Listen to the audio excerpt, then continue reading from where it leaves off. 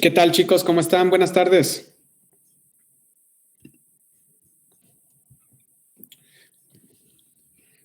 Buenas tardes. ¿Cómo están? ¿Ya listos? Con este calorcito, ¿verdad? Que está bueno. Hoy sí se soltó el calor. Bueno, ya todos estos días ya llevamos bastantes días con bastante calor. Pero bueno, ahora sí que hay que aguantarlo. Ahora sí que este cambio climático ahora sí nos está pegando. Sí, se me hace un calor muy, este, atípico, ¿no? Un poquito más de calor a lo que normalmente hay, pero bueno. Vamos a comenzar con la clase del día de hoy. Por ahí comentarles que me tengan un poquito de paciencia con la revisión de sus actividades, sobre todo del examen y del podcast. Estos días, he tenido muchísimo trabajo y por ahí entre que nos toca hacer varias cosas, estar apoyando en algunas cuestiones y todo. Se me ha complicado, nada más he podido calificar algunas tareas y se me ha complicado poder calificar todas sus tareas, todos sus trabajos. Entonces, solo pedirles que me tengan un poquito de paciencia. Ya por ahí les subí la rúbrica del mapa metabólico. Se lo subí el día domingo, si no mal recuerdo, para que la revisen. Ya también el día de hoy asigné las tareas. En este caso, asigné el ensayo, asigné el mapa metabólico, las fechas y también el podcast de la unidad 2. Para que los revisen. Si llegan a tener alguna duda o sale cualquier comentario, ahí me avisan cualquier duda que tengan acerca de las entregas para poderlo checar. El mapa metabólico tal cual, yo les había dicho que era de la ruta metabólica que ustedes eligieran, de la que quisieran.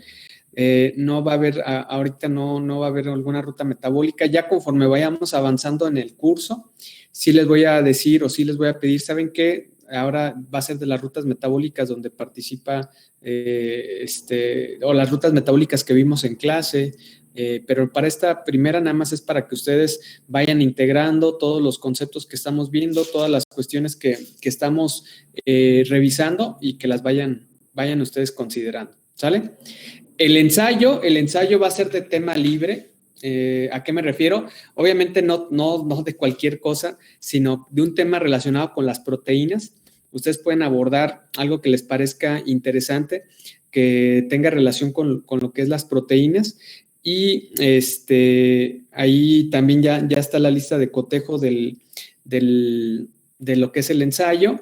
Y bueno, del podcast también, por ello espero tenerles la retroalimentación lo más pronto posible para cualquier cosa que haya que corregir, pues tenerlo. De hecho, le voy a tratar de dar prioridad. ¿Sí? No sé si al respecto tengan alguna duda, chicos.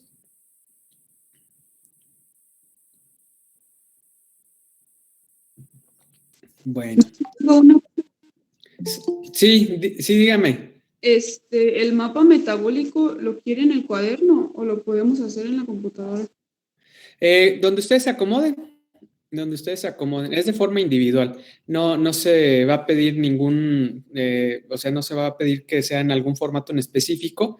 Ya en años anteriores me han entregado el mapa metabólico, algunos lo hacen en hojas de libreta, otros los hacen en rotafolios, hay quien lo hace a computadora, como ustedes se acomoden, ¿eh? De eso no hay problema. Sí, gracias. ¿Alguien más?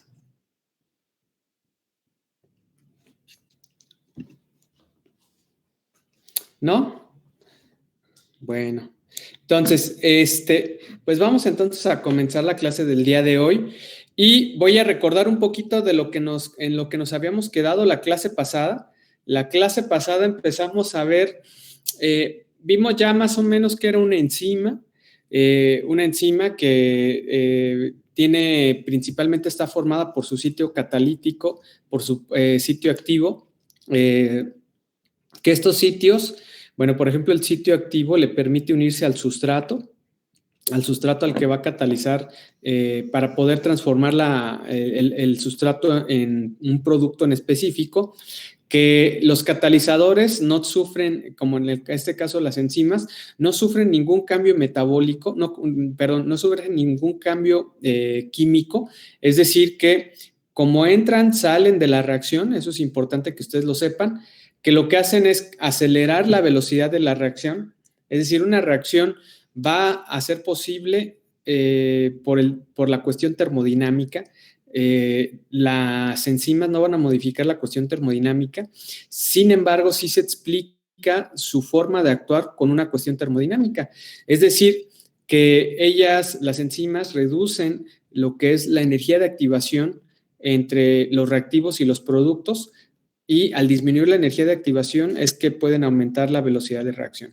Eso sí es una cuestión termodinámica. Sin embargo, las enzimas no cambian el sentido de la reacción. Es decir, si una reacción es favorable, una enzima no la puede volver desfavorable. O si es lo contrario, si una reacción es desfavorable, una enzima no puede volver la reacción favorable. Entonces, eso es importante que lo sepamos. También vimos la nomenclatura de las enzimas, que las enzimas, si bien nosotros las conocemos con el sufijo, bueno, con la terminación asa, no necesariamente ese es el nombre correcto. El nombre correcto es el que viene dado por el Enzyme Classification, que es un número que consta de 4 números a su vez, que están divididos por puntos. Y, por ejemplo, el primer número pueden ser 7 números, dependiendo de la enzima que sea, que puede ser óxido reductasa, puede ser liasa, puede ser transferasa, puede ser isomerasa. Entonces, y cada uno subsecuentemente va a tener otra numeración dependiente de lo que haga la enzima. Entonces, el Enzyme Classification es la forma, valga la redundancia, forma formal de nombrarle a las enzimas, y es la forma correcta de que nosotros nos refiramos a ellas. Sin embargo, nosotros vamos a ver que a lo largo del curso y todos, bueno, se sigue utilizando en libros de texto, de manera general se sigue utilizando la terminología que pudiéramos decir que es la terminología de barrio, ¿no? Que nosotros le decimos alcohol deshidrogenasa, que le decimos de diferentes formas, porque todavía sigue siendo funcional. Aunque estrictamente para yo no poder confundirme entre que hablo de una enzima y otra, sí es importante que manejemos el Enzyme Classification. Y finalmente, terminamos con cómo yo mido qué tan bien funciona una enzima. Pues la mido de acuerdo a la velocidad, es decir, la velocidad con la que cataliza una reacción me dice qué tan bien está funcionando o si es su sustrato preferente o no. ¿Cómo puedo yo cuantificar esa velocidad?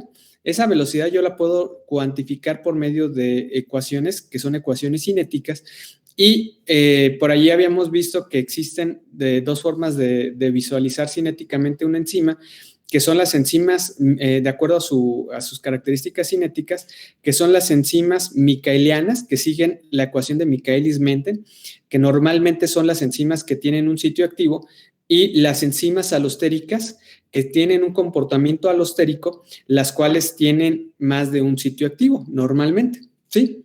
Y justamente en esa parte nos quedamos. Entonces nos quedamos y, bueno, voy a permitirme ya compartir mi pantalla, ya habiendo hecho esa breve pues recordatorio de lo que habíamos visto, ¿no? Entonces nos quedamos justamente viendo las ecuaciones. Ya habíamos visto, por ejemplo, que nosotros tenemos, ustedes me dicen si se ve mi pantalla, ¿sí se alcanzan a ver? Sí se ve, maestro. Muchas gracias. Entonces, tenemos aquí, por ejemplo, una gráfica que representa la ecuación de Michaelis-Menten, donde es una gráfica que empieza de forma exponencial, después se acuesta, donde se acuesta al hacer la interpolación con el eje X, que en el eje Y, se grafica la velocidad, nos va a dar la velocidad máxima, y la mitad de la velocidad máxima interpolada con la gráfica de velocidad hacia el eje X, que es la concentración de sustrato, nos va a dar la constante de Michaelis, ¿sí? Esta es la forma gráfica de ver la ecuación, y la forma matemática de la ecuación es la que nosotros vemos aquí. La velocidad es igual, no, esta no es, esta le hace falta concepto, es esta. La velocidad es igual a la velocidad máxima por la concentración de sustrato entre la constante de Michaelis más la concentración de sustrato.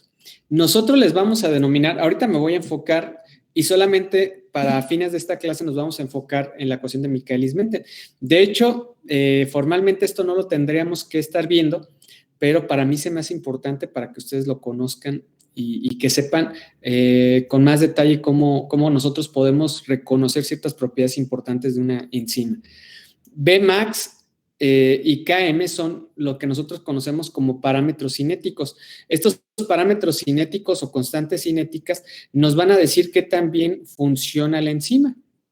Km, tal cual. Km me va a decir la afinidad hacia un sustrato. Y esto es clave. Cuando yo hablo de la constante de Michaelis y hablo de Km, me va a decir qué tanto le gusta un sustrato. Ay, iba a estornudar, perdón, chicos. Nos dice qué tanto le gusta un sustrato, y aquí esto es importante. Entre menor sea el valor de Km, más le gusta el sustrato. Es decir, que entre menor sea el valor, que de hecho tiene unidades de concentración de sustrato, entre menor sea el valor de Km, quiere decir que la enzima detecta a una concentración menor al sustrato. Entonces, los valores menores de Km son buenos en cuestión de afinidad.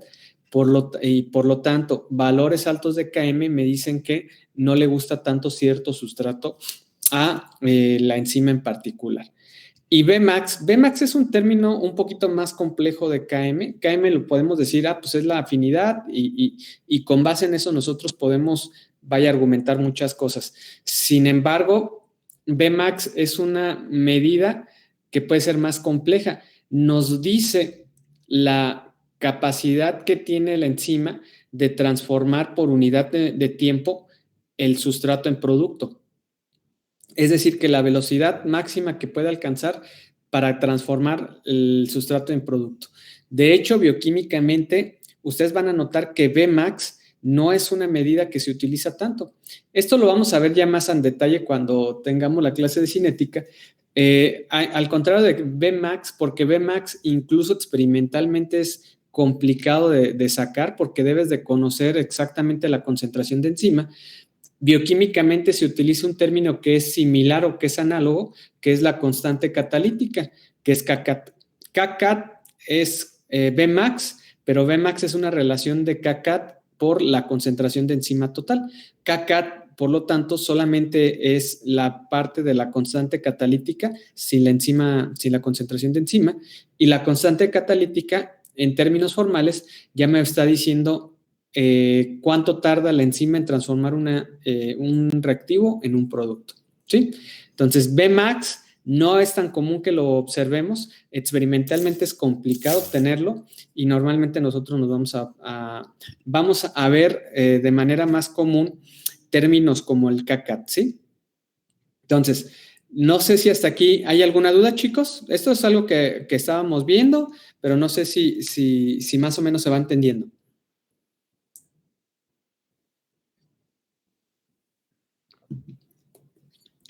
Bueno, ahora, estos valores, yo creo que por cuestiones prácticas del curso, no puedo yo, quizás les voy a dar un ejemplo de cómo se calculan, pero no vamos a hacer ejercicios de cómo se calcula porque en realidad ni es el objetivo del curso, eso lo van a ver ustedes con detalle en cinética enzimática y pues bueno, nos llevaríamos aquí bastante tiempo. Lo que sí les voy a enseñar es a interpretar esos datos. Ya sabemos de dónde vienen, la ecuación matemática de dónde vienen, y ahora les voy a enseñar cómo buscar bases de datos que nos digan esos datos y esos datos yo qué utilidad les puedo dar, ¿sí? Para esto, si ustedes me quieren seguir en su computadora, vamos a ir a la base de datos Brenda, a esta base de datos que ya habíamos utilizado anteriormente. Entonces, si quieren irme siguiendo en su computadora, yo ahorita les voy a enseñar a hacer una búsqueda. Entonces me dicen cuando estén listos.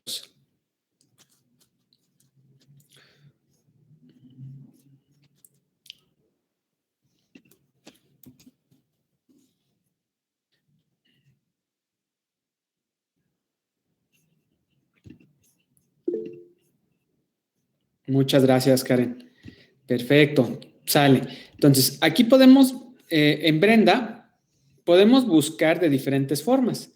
Aquí podemos buscar, aquí nos dice que podamos poner una enzima o un ligando. O sea, el término que yo voy a buscar contiene una enzima o un ligando. Puedo buscar por organismo, puedo por compuesto activo, por secuencia de aminoácidos, por aplicación, por todas estas cuestiones, hasta por temperatura. Yo le voy a dar ahorita que me busque por enzima y ligando. Y aquí yo puedo ingresar, lo más común es que yo pueda ingresar el nombre de la enzima o que yo ingrese su número S. Por ejemplo, cuando yo le voy dando clic, automáticamente me va haciendo un autollenado. Para este caso en específico, yo le voy a dar clic en el alcohol deshidrogenasa, que es la 111. Le voy a dar clic ahí y automáticamente me va a abrir esta pantalla donde tenemos, nos dice que es la alcohol deshidrogenasa, nos viene la especificación del número S, que es 1 porque es una oxidorreductasa, 1,1 porque actúa en los grupos de etanol, bueno, alcoholes, perdón, como donadores, como aceptor de electrones el NAT o el NADP, y bueno, es la alcohol deshidrogenasa. ¿Qué nos dice este es International Unit of Biochemistry and Molecular Biology, que esta es la Asociación Internacional de Bioquímica y Biología Molecular, la UBMB.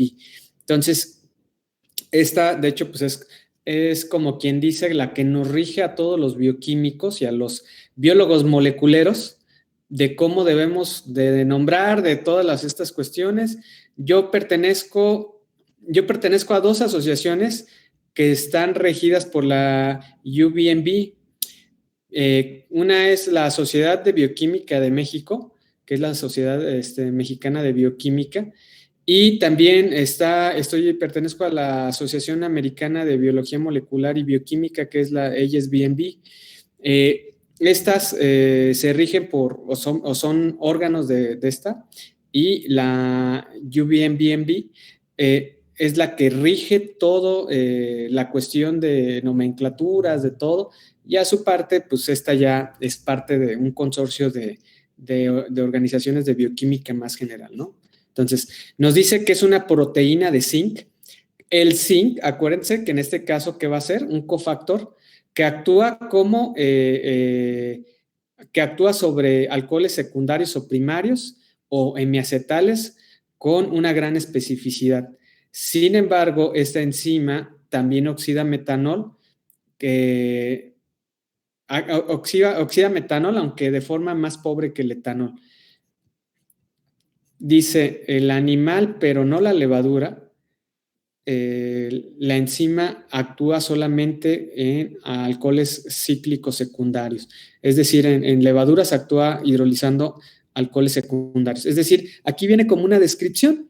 Y aquí viene, por ejemplo, un word map donde vienen las principales palabras que se asocian al alcohol deshidrogenasa y se asocian, por ejemplo, a algunos organismos, Drosophila melanogaster, se asocia al ácido retinoico, que es lo que yo ya les había dicho, a la producción de biocombustibles, a la inducción de etanol, a otras cuestiones, ¿no? Aquí yo puedo seleccionar qué organismo yo quiero buscar el alcohol deshidrogenasa, si yo quiero buscarlo en algún organismo en particular. Y aquí tenemos todos los organismos que se les ha encontrado que tienen alcohol deshidrogenasa, ¿no? Entonces, se van a dar cuenta que son bastantes: bacterias, levaduras, algunas plantas, por aquí vienen, Oryza sativa, de Felophysaceae perezi, que es los perezosos, creo. Viene también la reacción, las reacciones que catalizan, ¿sí? Y bueno, viene a la reacción, viene algunas cuestiones de las rutas metabólicas donde participa, ¿sí? Ya viene algunos links externos que nos puede llevar, como el K-Pathway, Metaseq, el Uniprot, el PDB, ProSite, algunos ya los hemos visto, ¿no? Pero aquí nosotros nos vamos a enfocar dónde encontrar los valores de constante de Michaelis y de KCAT. Van a notar que en la parte izquierda de su pantalla tenemos un submenú. Este submenú viene desde Enzyme Nomenclature, Enzyme Ligand Interaction, Disease, Functional Parameters, bueno, tienen varias cosas, ¿no? Molecular Properties. Nosotros vamos a elegir para buscar la KM y buscar KCAT en Functional Parameters. Aquí, si se fijan, cuando yo le doy clic, me va a dar que existen 1053 valores de KM, 61 números de conversión, que el número de conversión es un valor directo de KCAT, y relaciones entre KCAT y KM, valores de inhibición, que es KI, inhibiciones, concentraciones inhibitorias 50, actividades específicas, pH óptimo, rango de pH, temperatura óptima, rangos de pH y puntos isoeléctricos. Le voy a dar a clic aquí y le voy a decir que lo primero que quiero que me muestre son los valores de KM, ¿sí? Dándole clic ahí. Inmediatamente me va a salir esta tabla con todos los valores de KM. Donde yo veo los valores de KM yo los veo aquí en la parte izquierda y si se fijan, están en unidades de concentración, ¿ok? Por ejemplo, ahí va una primera pregunta, a ver, de acuerdo a lo que les dije. Aquí vienen los substratos, estos dos substratos que vienen aquí. Butenol, que esto es un butenol. Por ejemplo, con base a los valores de KM, ¿hacia cuál de estos dos primeros sustratos la alcohol deshidrogenasa tendrá una mayor afinidad?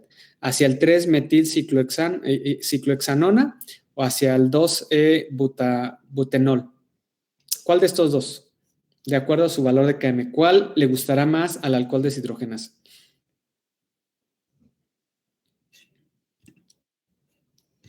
El primero, exactamente, muy bien, Lilian. El primero, justamente, ¿por qué? Porque el valor de KM es menor, ¿sí? El valor de KM es menor aquí, ¿y esto qué quiere decir? Que tiene la capacidad de convertir este sustrato a partir de estas concentraciones, es decir, de 0.25 milimolar en adelante. En cambio, el butaenol no lo puede convertir hasta que alcanza una concentración de 9 milimolar en adelante. Esto es bastante importante. Ahora, si se fijan, aquí vamos a tener una variedad de valores. Viene no solamente el sustrato, viene el organismo en el que se probó ese sustrato. En algunos casos viene un link al UniProt, en algunos casos viene comentarios y algo bien importante, viene un link hacia la literatura que si ustedes le dan clic ahí, les tiene que enviar, en este caso viene que este es un artículo que nos dice una nueva alcohol deshidrogenasa dependiente de NAD de las arcobacterias, purificación y propiedades. Fue publicado por esos autores que por sus apellidos me suenan que son italianos. En esta revista, en 1987, se utilizaron como inhibidores EDTA, ¿ok? Se midieron en este organismo y se midieron todos estos compuestos. Y aquí, si se fijan, estos compuestos hasta vienen ordenados. Se encontró que la mayor afinidad de esta alcohol deshidrogenasa es hacia este compuesto, que es la nisaldehida, que no sé cuál sea ese compuesto, pero bueno, que tiene una KM de 0.0025 milimolar. ¿Ok? Entonces, esto es si le damos clic en esa parte de la literatura, ¿no? Entonces, con base en esto, si se fijan, pues nosotros decimos, pues luego el primero pues es el más perrón, es el más bajo, es con el que tiene mayor afinidad. Pero conforme vayamos bajando, nos vamos a encontrar que, por ejemplo, tenemos que la afinidad para el 1-formil-6-metilpirano es de 0.00036 milimolar, o sea, en el orden de picomolar o nanomolar, de 0.0038. Entonces, una afinidad bastante alta. Y vamos a encontrar, por ejemplo, que en algunos sustratos, como el 1,4-butanediol de Pyrobaculum calidifontis, funciona a un pH de 10 a 60 grados centígrados, ¿no? Hay algunas que van a ser enzimas recombinantes que van a tener propiedades en específico. Perdón, ya me regresé.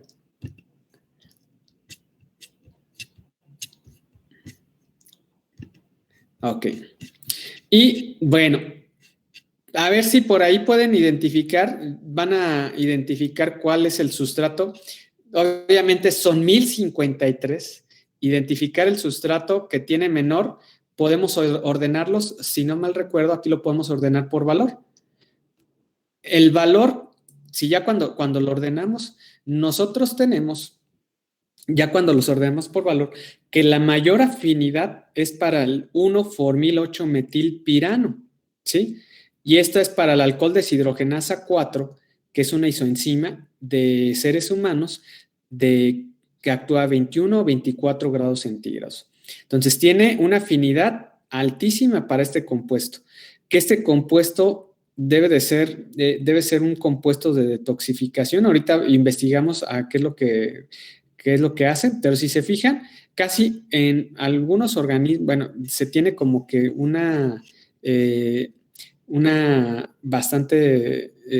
es bastante común observar que este tipo de estructuras tiene una afinidad muy alta sobre las alcohol deshidrogenasas, sobre esta alcohol deshidrogenasa, y de hecho no vemos al etanol. El etanol, por aquí nosotros no lo estamos observando. No estamos viendo el etanol, que es justamente lo que yo les comentaba. Aquí ya tenemos al acetaldehído, pero todavía no tenemos al etanol. Y aquí tenemos el retinol, que es lo que yo les decía, que era la consecuencia de la plática con el doctor, que el alcohol deshidrogenasa tiene una alta afinidad, que es más la afinidad hacia el retinol que el etanol, pero cuando tú le pones etanol, pues también se va allá a afectar el pentanol también. Bueno, ¿qué es lo que voy con esto? Todavía, mira, all trans retinol, que es justamente lo que habíamos visto. Hasta acá está el etanol, hasta acá empieza a aparecer el etanol. Tiene una afinidad, por ejemplo, en el ser humano de 0.022 milimolar, ¿sí? 0.22 milimolar. ¿Qué pasa con la afinidad que tenemos hacia el 1-formil-8-metilpirano? Es quizás unos 1000 o 10,000 órdenes de magnitud mayor. ¿Qué quiere decir esto? Que por lo menos estas alcohol deshidrogenasas, porque no es la misma, la alcohol deshidrogenasa 4, la 2, la 3, tienen una mayor afinidad hacia esto. Es decir, evolutivamente, seguramente, su función principal tiene que ver con una detoxificación. Déjenme ver a ver si sale, déjenme ver si tiene alguna relación con alguna parte del metabolismo. No, aquí estoy viendo que no, pero déjenme investigar.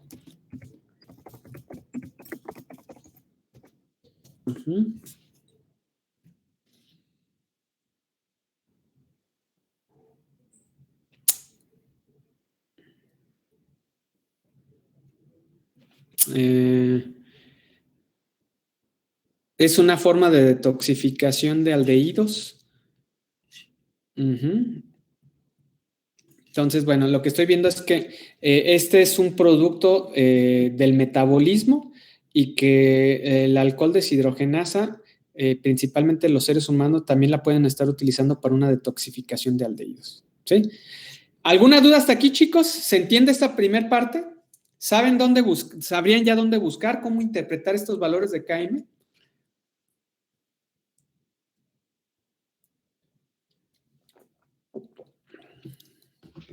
¿Sí o no?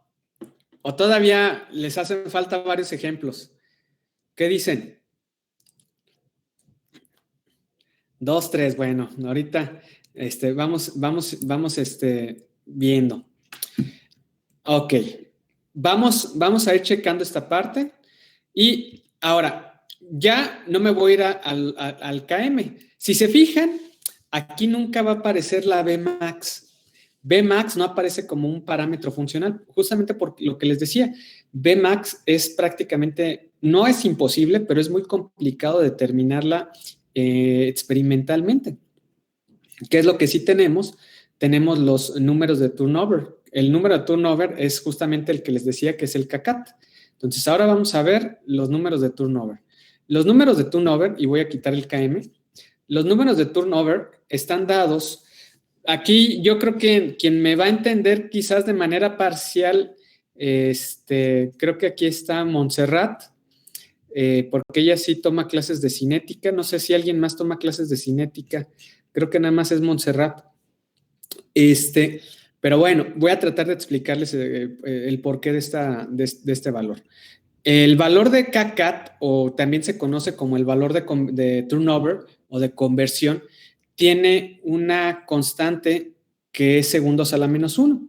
Esto tiene que ver con que la constante que se obtiene de CACAT, la forma en que se obtiene cinéticamente CACAT es a partir de una cinética de primer orden.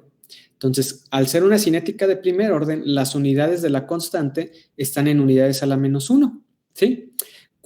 Esto es importante, que cuando yo tengo una constante de primer orden que está en unidades de tiempo a la -1, si yo le saco el inverso, me va a dar un tiempo. Y normalmente ese tiempo tiene un significado biológico. Es decir, que si yo le saco el inverso al número de turnover, me está diciendo el tiempo que tardaría en alcanzar o cambiar de un reactivo a un producto. Entonces, prácticamente la constante aquí sí va a ser al revés. CACAT entre mayor, ¿qué quiere decir? Que es como un carro. Entre mayor tenga este número, va a ser que puede acelerar más rápido, ¿sí? Entonces, aquí sí tenemos esto. Aquí vale la pena que nosotros veamos una parte que es importante. Yo puedo tener una enzima, y esto se lo voy a poner con un ejemplo práctico, que es una de las cosas a las que yo me dedico a investigar, pero ahorita nada más quiero aterrizárselos de otra forma. Si yo puedo tener una enzima que tenga una muy alta afinidad hacia un sustrato, pero no necesariamente esa afinidad se va a traducir en velocidad. Es decir, si a la enzima le gusta mucho el etanol, no quiere decir que convierte muy rápido el etanol a acetaldehído. Puede ser que evolutivamente haya hecho ese cambio o esa evolución dirigida de la proteína a que le gustara el etanol, sacrificó la velocidad e hizo que fuera más lenta. Va a haber casos en los que sí ocurre o sí puede ocurrir que la velocidad y la afinidad sean altas ambas, ¿ok? Pero no es todos los casos. Puede haber el caso en el que la afinidad sea baja y la velocidad alta, o que la afinidad sea alta y la velocidad sea alta.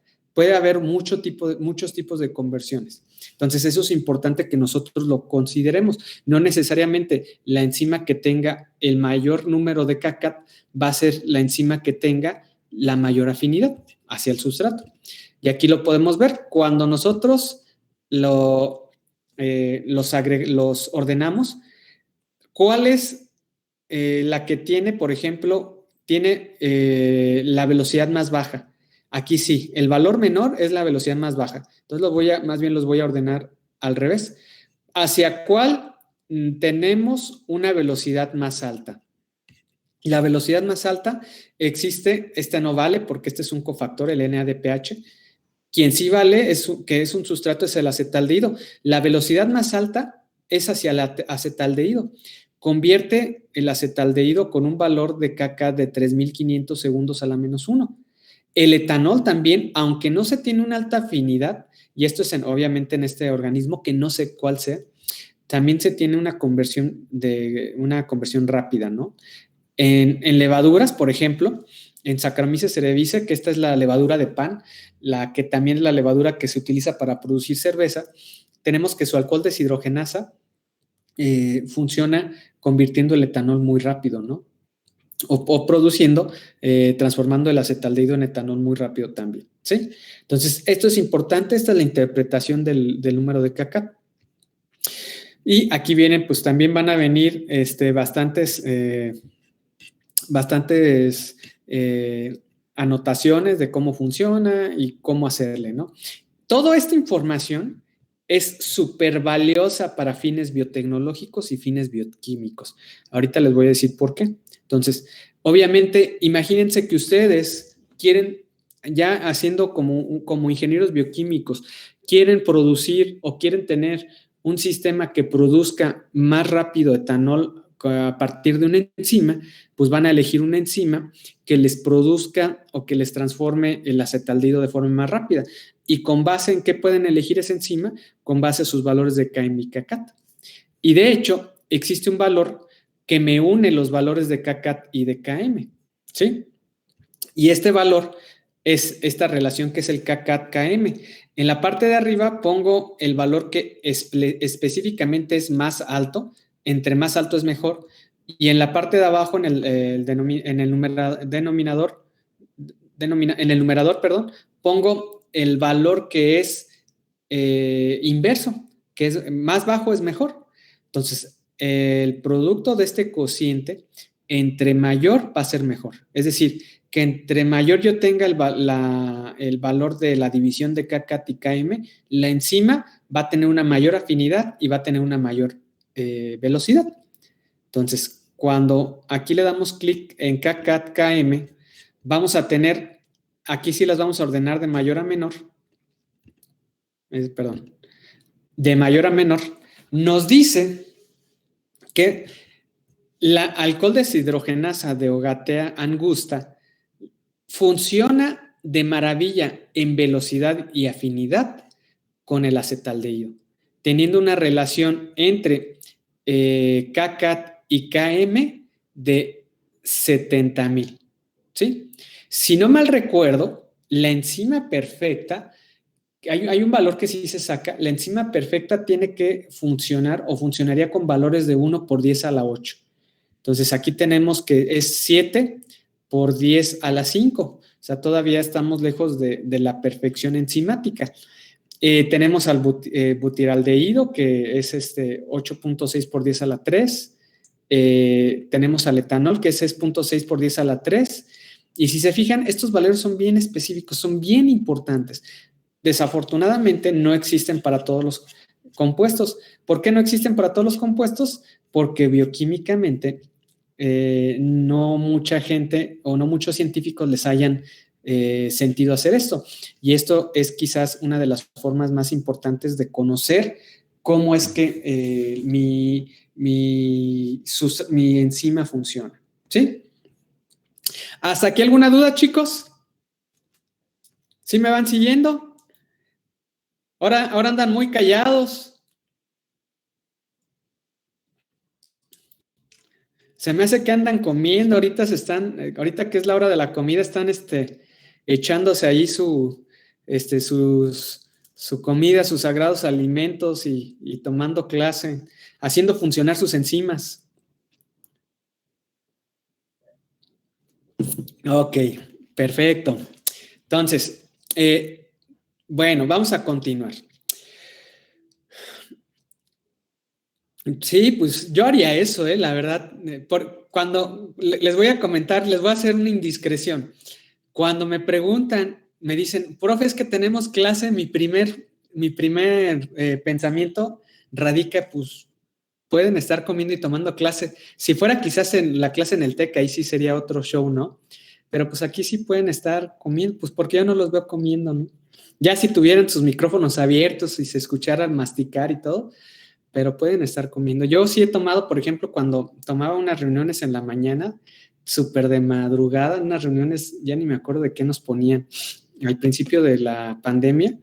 Yo estaba en la reunión y estaba desayunando, digo, yo qué voy a estar aguantando hambre, y pues obviamente apagaba mi micrófono y apagaba y ya cuando terminaba mis Choco Crispies, ya prendía mi micrófono, ya prendía, o me acababa mi tamal canario, vámonos. Entonces, no pasa nada de que ustedes puedan ahorita estarse echándose un taquito y pues para que no les, para el dolor de cabeza, exactamente. ¿Sale? Bueno, ahora viene algo bien importante. No, mejor coman aquí. Aquí pueden comer. No hay necesidad de cancelar la clase. No hay necesidad. Que ya también si alguien no quiere tomar la clase, pues con toda confianza puede retirarse. No, nadie yo creo que está aquí a fuerzas. En presenciales siempre, ¿verdad? Y a mí fíjate que por el horario que yo tengo, normalmente siempre me toca dar clases a la hora de la comida y es horrible. Entonces, hasta yo le sufro. Ya debo de pedir que no me pongan horas a dar clases a esta hora. Pero bueno, entonces, ahora vamos a ver algo que es bien importante. Cuando yo tengo una inhibición, voy a tener, en presencial déjenos ir sí, cuando sean presenciales sí les voy a dar chance de ir siempre les doy chance de que vayan a comprar algo de comer y todo. Ahora que sean clases presenciales. A nadie de ustedes les había dado clase antes, ¿verdad? ¿O sí? Entonces, a todos me suenan algunos nombres, pero quizás es mi mala memoria, porque yo soy muy malo para los nombres, pero creo que a nadie les había dado clase de ustedes. Pero bueno, cuando en aquel lejano marzo del año pasado, cuando todavía dábamos clases presenciales, sí, era pues primero la papa, ¿no? Entonces, pero ahorita ya, gracias a Dios, una de las ventajas de tomar cuestiones virtuales es que pueden estar en pijama, echándose su taquito, tomando clases y no hay problema. Que un día de estos sí les voy a decir que abran su micrófono y el que no lo abra le voy a bajar unos 30 puntos de calificación final. Nada más para ver que sí están, que no tienen allá su hermanito, su hermanita o ahí dejaron la computadora prendida. Y normalmente cuando uno les pide eso, siempre se les descompone la cámara o siempre se les descompone el micrófono. Exactamente. Bueno, entonces, lo siguiente que vamos a ver son las inhibiciones. Las enzimas pueden también inhibirse por ciertas sustancias químicas. Existen, de acuerdo a las cinéticas de Michaelis-Menten, existen dos principales tipos de inhibición. Aquí sí pongan mucha atención. La inhibición, y su nombre dice prácticamente todo, la inhibición competitiva. La inhibición competitiva tiene que ver con una sustancia química que se parece mucho al sustrato y entonces compite con el sustrato por el sitio activo. Cuando pasa esto, la afinidad de la enzima baja y se dice que es un bajo de Km, porque la afinidad aumenta, más bien el valor de Km aumenta, se dice que es una Km aparente. ¿Por qué? Porque cuando yo le pongo el inhibidor, inmediatamente aumenta el valor de Km, pero aumenta el valor de Km debido a que están compitiendo tanto el sustrato como el inhibidor, están compitiendo por el sitio activo de la enzima, ¿sí? Esta es la inhibición competitiva. Y la inhibición no competitiva es cuando a la enzima, en una parte diferente que no es el sitio activo, se le une otra sustancia química. Cuando se le une otra sustancia química, lo que le hace es que le estorba, hace que le estorbe y la enzima no puede catalizar la reacción con la misma velocidad. ¿Quién disminuye cuando yo tengo un inhibidor no competitivo? Disminuye Bmax, que en este caso puede ser Kcat, la constante catalítica. ¿Sí? Entonces, esos dos tipos de inhibiciones vienen dadas o vienen asociadas a una constante adicional que nosotros la conocemos como la constante de inhibición, que es Ki. ¿Sí? Esta Ki también aquí vienen los valores de Ki y dentro de los valores de Ki, aquí creo que no nos dice si es un inhibidor competitivo o no competitivo, por lo que estoy leyendo. No nos dice si es competitivo o no competitivo, nada más nos da el valor de Ki en milimolar. Es decir, que este valor de Ki matemáticamente me puede estar afectando a Km o a Bmax. Y este valor entre mayor sea el valor, ¿qué quiere decir? Que el inhibidor es más chafa. Entre menor sea el valor, ¿qué quiere decir? Que el inhibidor es más perrón. Esto tiene que ver totalmente asociado con Km. Si Ki pequeño, la inhibición es más alta.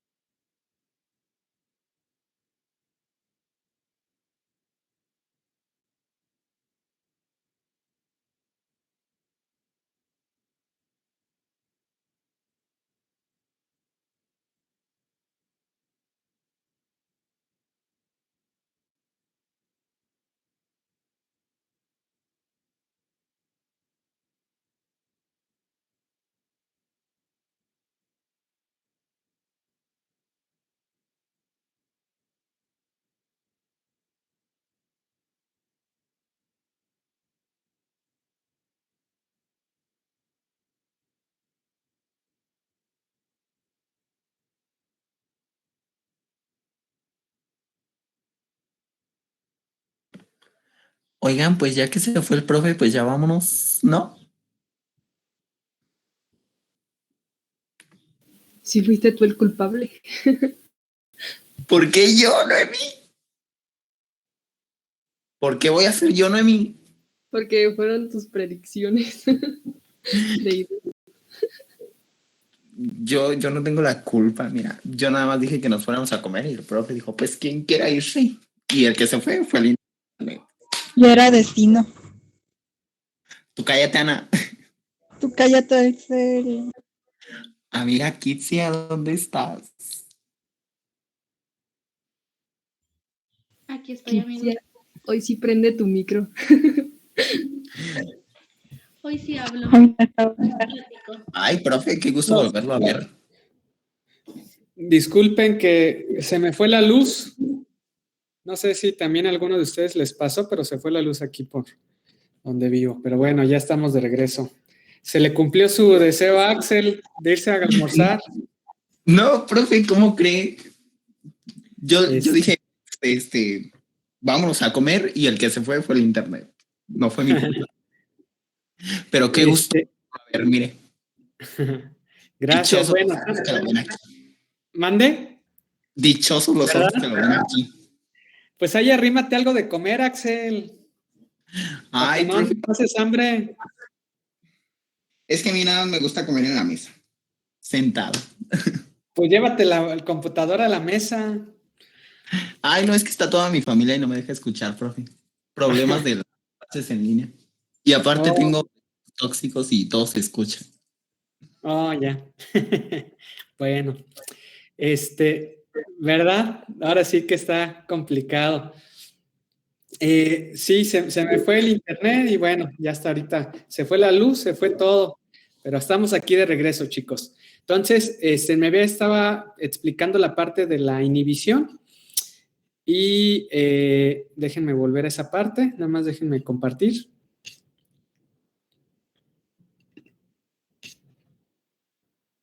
Que últimamente, no sé si a ustedes les ha pasado, pero se ha estado yendo la luz bastante, o sea, no mucho rato, pero sí se ha estado yendo bastante la luz, ¿no? No sé si les ha pasado allá por donde ustedes viven. Sí, ¿verdad? Sí, de hecho hubo un día que hasta se fue en la noche. Aquí, bueno, no sé, no creo que haya sido en toda Ciudad Hidalgo, pero sí se fue. Pero bueno, entonces, estábamos justamente en esta parte de la inhibición de los valores de Kai y estábamos hablando de que valores altos de la constante de inhibición implicaban que el inhibidor no era bueno y valores bajos del inhibidor, de la constante de inhibición, indican que la inhibición es buena. Y aquí, por ejemplo, para el alcohol deshidrogenasa vamos a ver algo bien específico. El acetaldehído y el etanol son sustratos del alcohol deshidrogenasa, pero también son inhibidores. ¿Creen que eso se pueda? ¿No se les hace raro? ¿O sería lógico? ¿Qué pensarían? ¿Alguna idea que se les venga a la mente? ¿Será lógico que el sustrato también sea inhibidor? ¿Qué se imaginan? Es eso. Puede ser lo que quiere ser, pero algo más específico. ¿Creen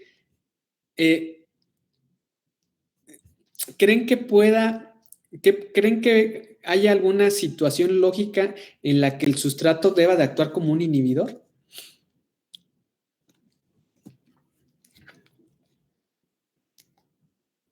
Está raro.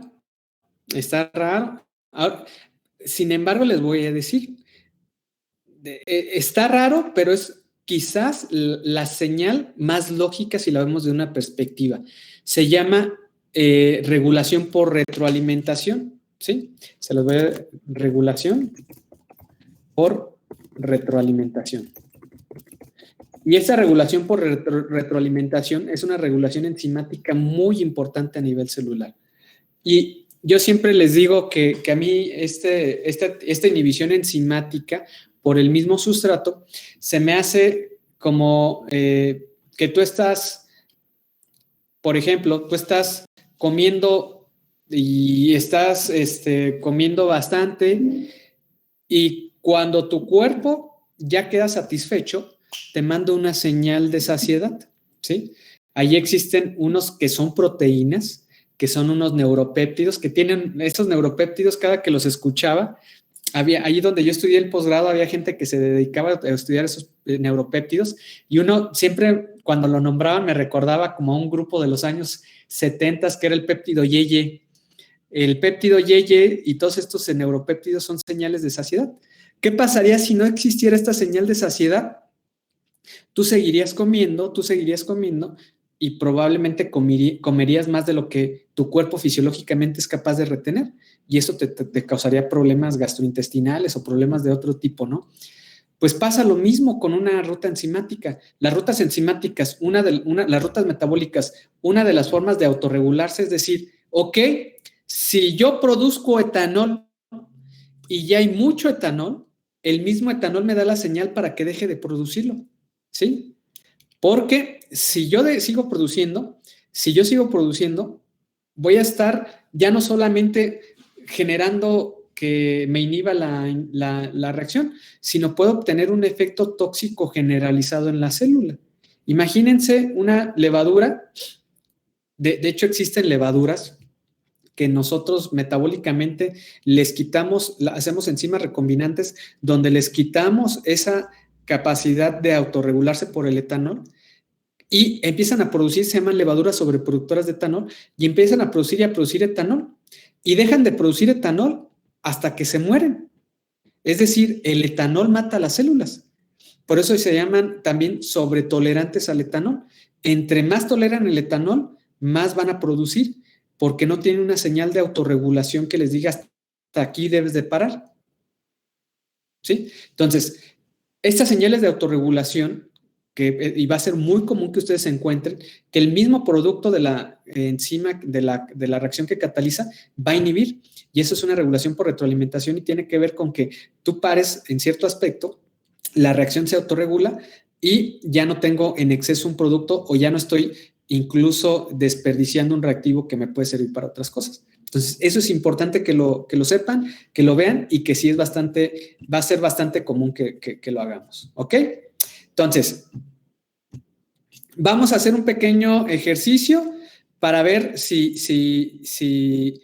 por ahí entendieron esta parte. Me van a decir, van a buscar en la plataforma de Brenda la siguiente enzima.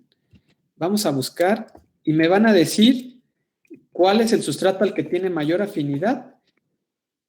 Es la 11110.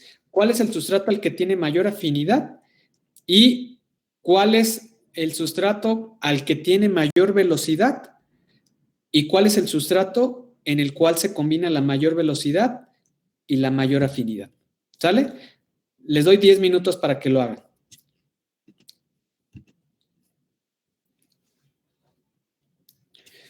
Justamente nada más para poder aterrizar esta parte.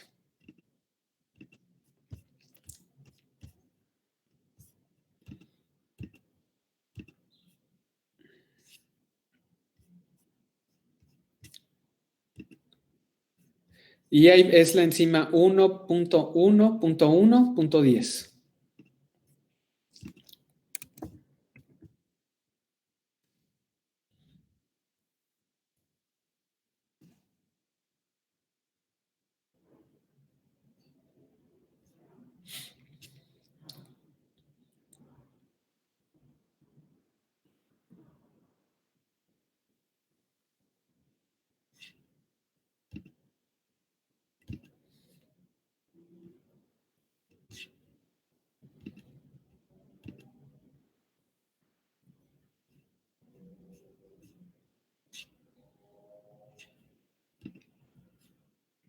Sí, hay que sacar de la enzima 1.1.10 el sustrato al que tiene mayor afinidad, el sustrato con el que tiene mayor velocidad y el sustrato con el que tiene mayor relación velocidad-afinidad, que es Km, el turnover,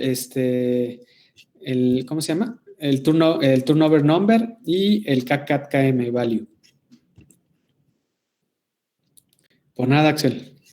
Si llegan a tener dudas, aquí estoy al pendiente, ¿eh? Que de hecho ni sabía que era esa enzima. Yo he estado trabajando con unos doctores que trabajan justamente con esa enzima.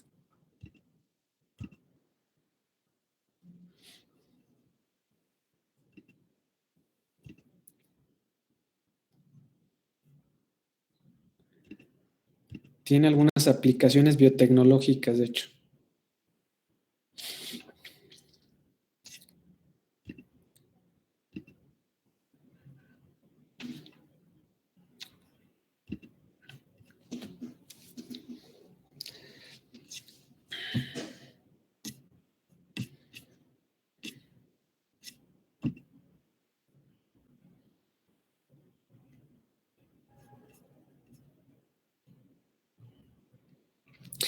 Cada clase ya entran menos, hombre.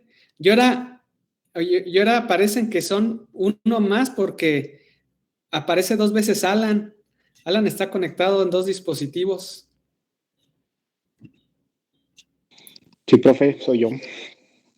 Está bien, no te apures, pero ya estoy viendo que cada vez se conectan menos. No, es que estábamos con lo de la beca. Ah, hoy fue la beca, ¿verdad? Sí, ¿Y si se las depositaron o qué iban a hacer el día de hoy? en el Teatro del Pueblo nos citaron y pues es tardado. ¿A poco? ¿Y con esto y de la pandemia y sí citaron a muchos o cómo estuvo? Éramos como 300. ¿En serio? Sí, Hijo. ¿Y medidas de higiene por la pandemia? no, Újules. cada quien su cubrebocas, pero fuera de eso, no. Híjoles. Me va a dar COVID, profe, ni modo. No, ¿cómo crees? Ojalá que no. No. Y que ahorita todavía sigue pues lo del COVID, pero sigue, o sea, me refiero a que todavía yo conozco gente que hasta se ha infectado o que está infectada. No, cuídense mucho, chicos. Yo sé que ustedes son jóvenes y que probablemente no les dé tan fuerte, pero de todos modos háganlo por sus familias. Ya uno que está viejo, que ya, pues sí hay que cuidarse más, pero sí háganlos por sus familias. Pues ¿Cuál por viejo? ustedes. ¿Se ve todo lleno de vida? Lleno de vida, espiritual, pero no cronológica. ¿Por qué espiritual? A ver, cuénteme. Ya soy joven del alma, Eso es lo que importa, profe. ¿verdad? No, ya me voy a empezar a poner mis cremas antiarrugas. Se ve muy joven todavía. Todavía, pero pues es la cámara. Es la cámara, Axel, que pongo filtro de juventud. Se pone un filtro de Insta, ¿verdad? Me pongo un filtro. No sé si se pueda, pero ha de ser la cámara. Por tanto, tomar. No, ¿Cuántos ¿a quién años le tiene, dices? profe? ¿Mande? ¿Cuántos años tiene? ¿Se puede Ya, saber? ya, sí, no tiene nada malo. 35. Ahí está, todavía está muy joven. Ujú. Todavía, no, sí, todavía estamos jóvenes. Bueno, KM dice Noemí, 1,4-dibromo, 2,3 butanediona.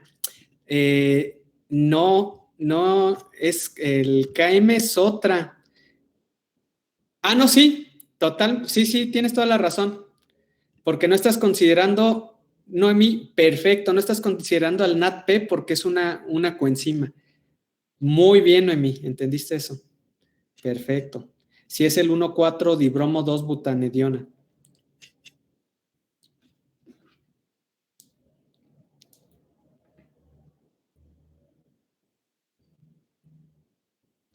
¿Se puede cambiar del fondo? No, pues mi vida no es tan interesante. No es tan interesante. Yo creo que aquí ustedes tienen una vida más interesante que yo. Un día vamos a poner a que alguien cuente sus anécdotas de la cuarentena asociadas a la materia de bioquímica.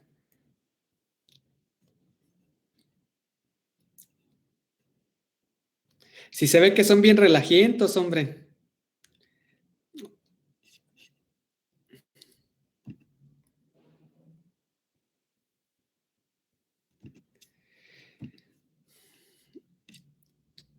Puro llorar, ¿no? ¿Cómo crees? ¿Alguien más que ya tenga algún otro dato?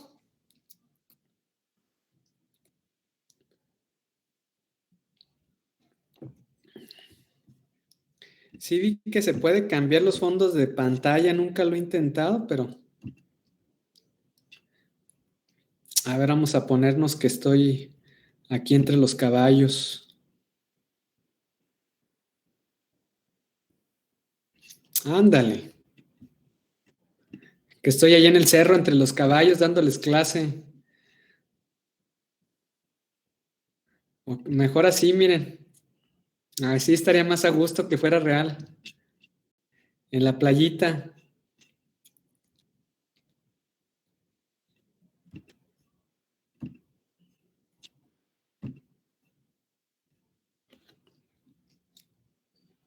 Con un dinosaurio, ¿verdad? De fondo. Eso sí valen para cuando, que no quieras que veas que allí, ¿verdad? Que lo que tienes en tu casa y todo.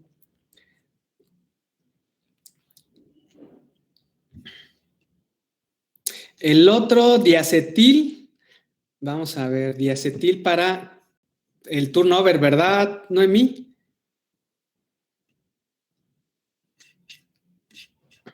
No, para el turnover es el contrario, es el que tiene un valor más alto. Ahí tú pusiste el del valor más bajo, Noemí, y es el que tiene el valor más alto.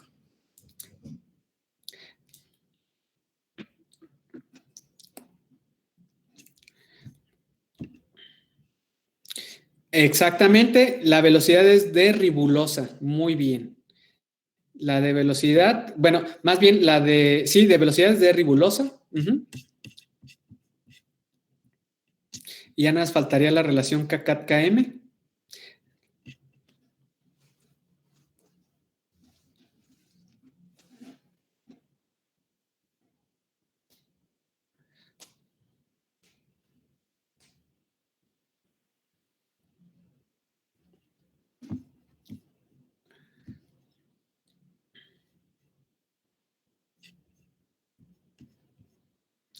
Y que eliminaron al Barça lo eliminaron. Estoy viendo. Y la otra, Lilian, eritrulosa. Vamos a ver si sí. Perfecto, eritrulosa. Muy bien. Muy bien. Bueno, ya más o menos ahí van entendiendo. Vamos agarrando este negocio de estas constantes, que es muy importante. Voy a compartir la pantalla. Voy a compartir mi pantalla justamente para repasar esta primera actividad. Entonces, tenemos que la que tiene una mayor afinidad. Aquí no consideramos el NADP o NADPH porque es una coenzima, es un cofactor. Es una coenzima más bien, no lo considera. Por eso aquí Noemí decía de manera muy atinada que era el 1,4-dibromo 2,3-butanediona, que es de la ratita, Ratus norvegicus, y bueno, ese es el que tiene mayor afinidad. Que la enzima con la que estamos trabajando también es importante, es la L-gilulosa reductasa. De hecho, esta tiene ciertas propiedades bastante interesantes. La que tiene una mayor velocidad, que es el KCAT, es de 119, es la D-ribulosa. Y finalmente, la que tiene una mejor relación KCAT-KM es hacia L-eritrulosa. Este es, por ejemplo, Caenorhabditis elegans, es un gusanito, es C. elegans, es un modelo de estudio de unos gusanos. Y el de arriba fue en Neurospora crasa, que es un hongo, si no me acuerdo, fitopatógeno, Es lo que tal vez ustedes pudieran conocer como un Mo, que aquí se encontró que es la D-ribulosa. Esta enzima actúa sobre pentosas. Por ejemplo, aquí tenemos una pentosa, que es la gilulosa, y normalmente, por ejemplo, aquí tenemos la producción de este compuesto que es xilitol. El xilitol, estoy seguro que ustedes lo han de haber consumido alguna vez. No sé si saben qué compuestos tienen xilitol, o si alguna vez han sabido qué compuestos tienen xilitol, o para qué se utilizará, o es la primera vez que escuchan el nombre xilitol. Pues quizás muchos lo consuman mucho más común de lo que creen. El xilitol es un edulcorante que se utiliza en los chicles. Se utiliza mucho en los chicles. De hecho, es una molécula con un interés biotecnológico muy importante. Entonces, se utiliza como edulcorante en los chicles y cada vez ya se utiliza en diferentes tipos de productos. Este xilitol se utiliza porque tiene ciertas características también de mantener una estabilidad que no tiene la glucosa o que no tienen otros compuestos y tiene un poder edulcorante bastante alto. Entonces, esto es importante y bueno, se obtiene principalmente de organismos. Aquí vamos a ver como Cluiberomyces marcianus. De hecho, es un organismo con el que nosotros trabajamos, o con Scephoromyces stipitis, que es otro de los organismos que nosotros trabajamos. Yo trabajo con un doctor de la Universidad Autónoma de Querétaro, que justamente él y también otro del TEC de Morelia, que trabajan con estos organismos y que están muy orientados a la producción de biocombustibles y a la producción de xilitol y algunas cuestiones biotecnológicas. Entonces, de ahí más o menos que conocemos esta parte. ¿Hasta aquí alguna duda, chicos? ¿Les quedan claro más o menos cómo encontrar estos parámetros cinéticos? ¿Cuál sería su utilidad? Bueno, ahorita justamente yo les voy a hablar de un ejemplo práctico de cómo asociar estos parámetros bioquímicos a una utilidad, ¿sí? Pero no sé si aquí les queda claro cómo darle sentido a esos valores. No sé si sí les queda claro.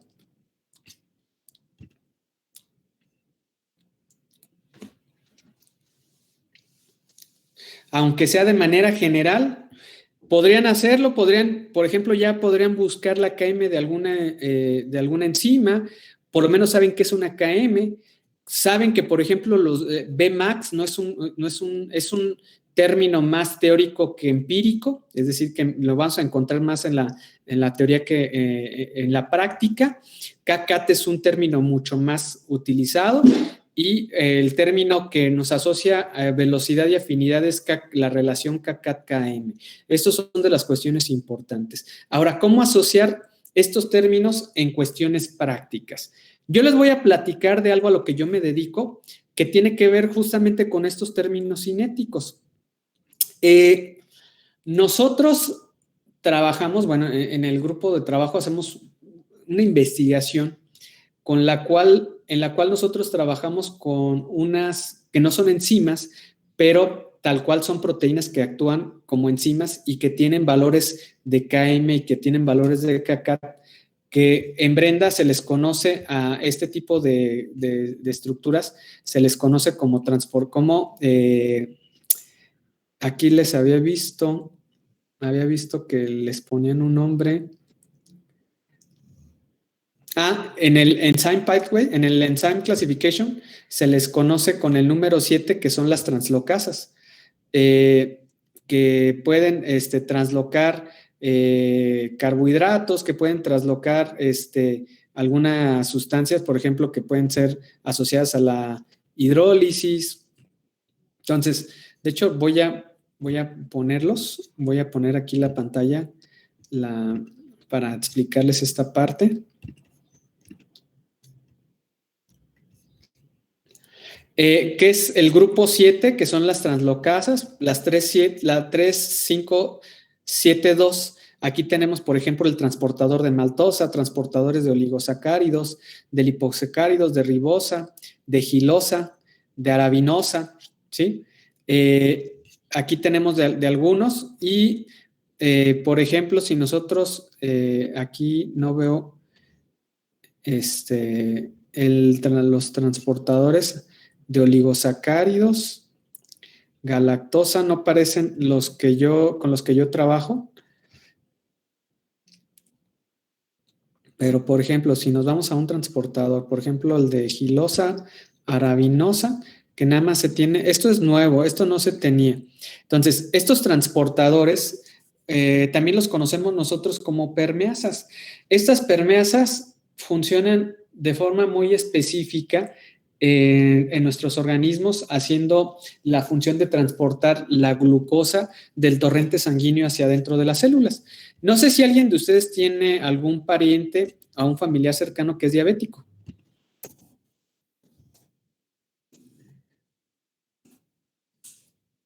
No sé si alguien tiene algún pariente, seguramente, ¿no? Entonces, existen dos tipos de diabetes. La diabetes tipo 1, que es una diabetes en la cual es originada específicamente por un componente que probablemente es ya desde nacimiento, que es la incapacidad de producir insulina por las células beta del páncreas.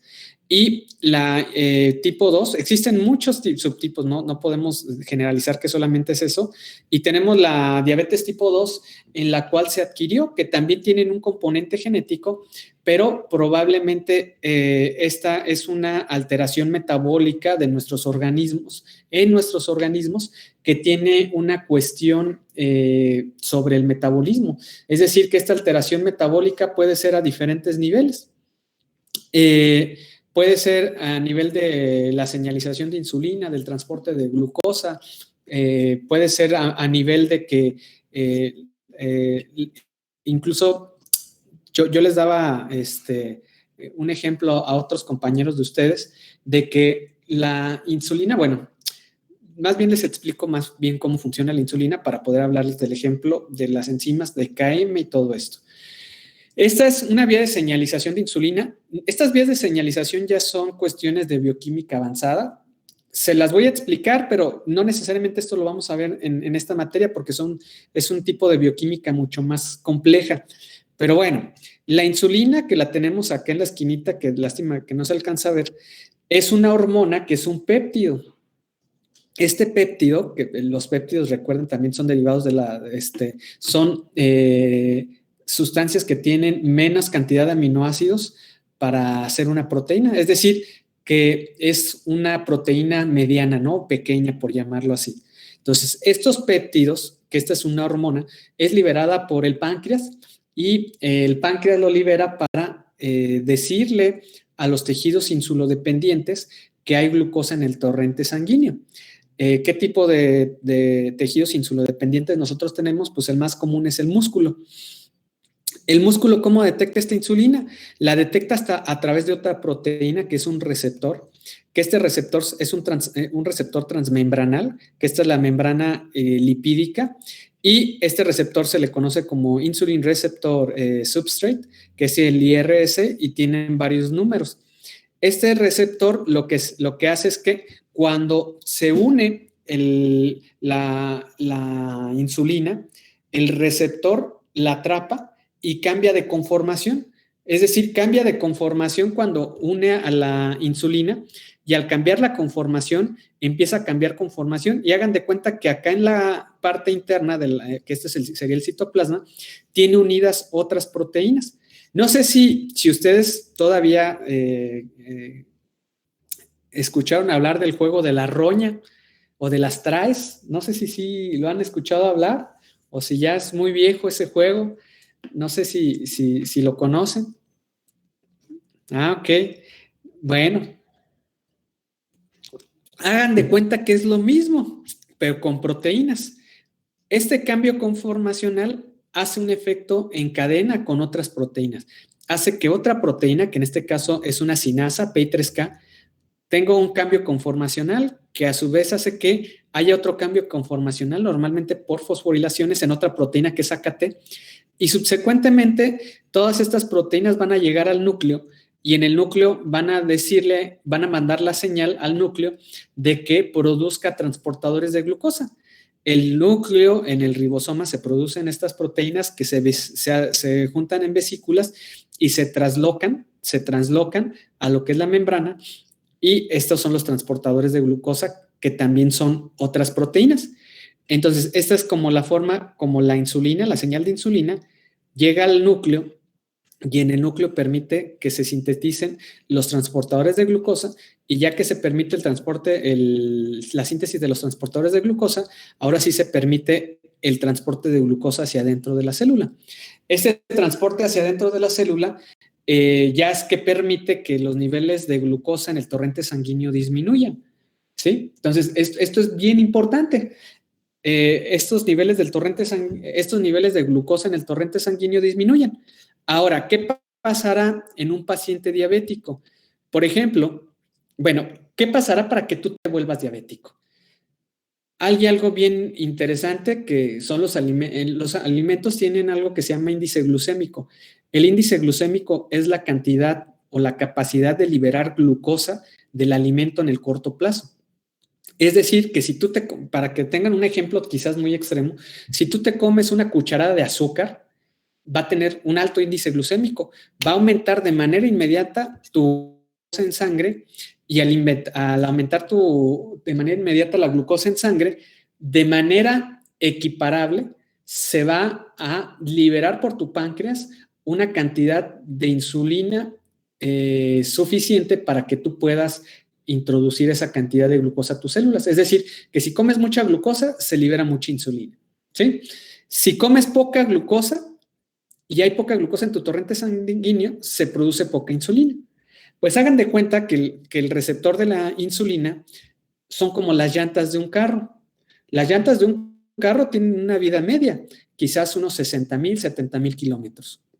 Una vez que tú corres tu carro por ese kilometraje, pues tienes que cambiar las llantas. Tú puedes recorrer ese kilometraje en 2 años o en 10 años, dependiendo qué tanto uses tu carro. Pues pasa lo mismo con estos receptores. Estos receptores van a tener una vida media. Evolutivamente tienen una vida media. ¿Qué pasa si tú empiezas a sobreutilizar estos receptores? Estos receptores metabólicamente se empiezan a desgastar y empiezan a ya no sensar la insulina. Ya no pueden detectar la insulina y ya no pueden dar esta señal, y al no dar esta señal ya no se produce el transportador de glucosa y ya no se internaliza la glucosa. Por lo tanto, ¿qué pasa? Aunque haya insulina, el receptor ya no funciona igual con la insulina y la glucosa se queda en torrente sanguíneo. El problema de la glucosa en torrente sanguíneo es que tiene un grupo aldehído. Los grupos aldehídos son muy reactivos, recuerden sus clases de química orgánica. ¿Y qué es lo que empieza a hacer en el torrente sanguíneo? Empieza a reaccionar con la hemoglobina, empieza a reaccionar con otras moléculas, oxidándolas y causando daños muy graves. Ahora, esa es la razón por la cual las personas que ya no les funciona bien el receptor de insulina, que normalmente son diabéticos tipo 2, porque existen los diabéticos tipo 1 que no producen insulina. Es decir, este funciona bien, pero no tienen la capacidad de producir insulina. Los diabéticos tipo 2 sí pueden producir insulina, pero el receptor ya no funciona bien. Para que entonces tenga la misma señal, para que funcione esta señal de insulina, ¿qué es lo que necesita la célula? Pues una mayor concentración de insulina. Es decir, para que yo siga teniendo la misma señal hacia el núcleo para que me produzca estas proteínas, el organismo necesita una mayor cantidad de insulina. Es aquí cuando estos pacientes diabéticos ya se les tiene que administrar insulina. Aquí es donde viene una parte bastante lamentable. La insulina sí va a funcionar, sí funciona, sí va a hacer que esta señal se dé y sí va a internalizar la glucosa, pero hace más grave el problema, porque es el origen del problema. Cuando se empieza a dar insulina, el paciente va a ocupar de manera inherente cada vez más concentración de insulina. Y al utilizar una mayor concentración de insulina, deja de funcionar, funciona peor, por llamarlo así.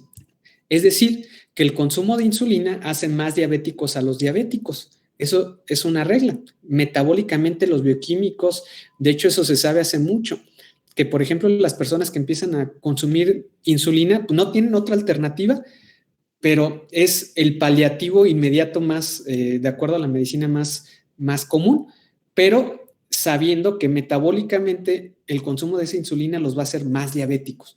Entonces es una paradoja bastante interesante que por ahí existen 2 premios Nobel, Goldstein y Brown, que ellos sacan esta paradoja de la insulina en los pacientes diabéticos y proponen alternativas en los tratamientos. Y de ahí es que se empiezan a generar tratamientos alternativos independientes de la insulina, que ahorita son muy populares, pero que también no son la panacea, o sea, no necesariamente hacen que la persona deje de consumir insulina. Y esto justamente tiene que ver con otro transportador, que es GLUT1. Cuando tú a la célula le impides, hagan de cuenta que tú a la célula la dejas hambrienta, ¿no? ¿Cómo la dejas hambrienta? Sin que pueda obtener ATP. Sin que tenga ATP, entonces la célula empieza a necesitar energía. ¿Cómo puedes tú originar que la célula tenga poca energía? Hay fármacos que se utilizan para que la célula baje la energía, que uno de los más populares es la metformina. La metformina inhibe la producción de ATP en la mitocondria. Entonces, al no poder producir ATP, la célula lo que hace es decir, pues necesito energía. Entonces, por una señal totalmente independiente a la insulina, empieza a producir otro transportador de glucosa. Da una señal a través de esta proteína que es AMPK y produce otro transportador de glucosa y este transportador de glucosa es GLUT1, ¿sí? Produce GLUT1, también parte de GLUT4 y por medio de GLUT1 empieza a transportar la glucosa. Y de hecho, por ahí hay un término que no es tan correcto, que se utiliza en la medicina, que dicen que la metformina sensibiliza la respuesta a la insulina, lo cual bioquímicamente es totalmente incorrecto. ¿Por qué? Porque la metformina actúa transportando la glucosa de manera totalmente independiente a una señal de insulina. ¿Pero por qué se dice que sensibiliza la respuesta de la insulina? Porque aparentemente cuando tú das metformina y se transporta la glucosa, aparentemente la insulina funciona mejor, lo cual no es verdad. De hecho, es un término totalmente incorrecto. ¿A qué voy con todo esto?